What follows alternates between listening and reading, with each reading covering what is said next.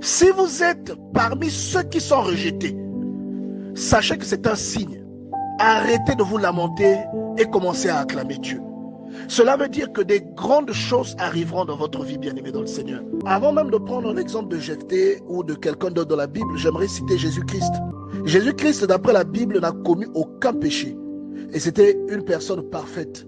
J'ai du mal à me représenter comment une personne parfaite était autant détestée par ses contemporains. Comment une personne qui faisait du bien, une personne qui bénissait, qui ressuscitait des morts, qui guérissait les malades, qui nourrissait les affamés, vous allez remarquer que cette personne a connu le rejet dans sa vie. Et vous allez remarquer qu'il y a même des familles où tout le monde s'entend. Tous les enfants s'entendent avec les enfants des autres, sauf avec vous. Je pense qu'il y a des gens ici qui l'ont déjà constaté dans leur vie, qu'ils appartiennent à une famille et tout le monde s'entend de cette famille, mais personne ne s'entend avec eux. Et lorsqu'ils essaient d'analyser, ils se rendent compte qu'ils n'ont rien fait de mal.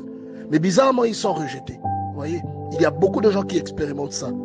Mais moi, j'aimerais t'apprendre quelque chose aujourd'hui. C'est que les personnes rejetées sont des personnes fortement investies par Dieu. On ne rejette pas n'importe qui, bien-aimé dans le Seigneur. Souvent, le rejet est un signe de ce que Dieu a déposé dans la vie d'une personne. Jésus-Christ n'a commis aucun péché. Mais même les gens de sa communauté l'ont rejeté. La Bible déclare qu'il était pour ses frères une occasion de chute. Vous voyez?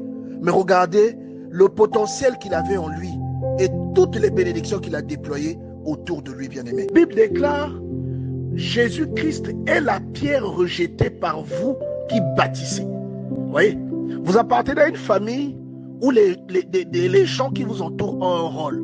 Et ces gens-là sont en train de construire un avenir. Ces gens-là sont en train de construire l'identité de votre famille. Si vous êtes rejeté pour un mal que vous avez fait, ne vous réjouissez pas, répentez-vous. Mais si vous n'avez fait aucun mal et que vous avez l'impression qu'il y a une coalition qui se forme contre vous, alors que vous n'avez rien fait, au contraire, vous avez aidé et soutenu beaucoup de gens. Bien-aimés dans le Seigneur, c'est un signe. La plupart du temps, le diable combat les personnes qui sont investies. Et tout comme Dieu passe par des êtres humains pour toucher d'autres personnes, pour bénir d'autres personnes, pour guérir d'autres personnes, le diable aussi passe par d'autres êtres humains pour briser la vie d'autres personnes, pour éloigner d'autres personnes, pour attrister d'autres personnes. Et aujourd'hui, vous pouvez être victime d'une chose ou encore d'une campagne que l'ennemi est en train de mener dans votre vie pour atteindre votre foi, pour vous déstabiliser ou pour que vos proches ne soient pas délivrés.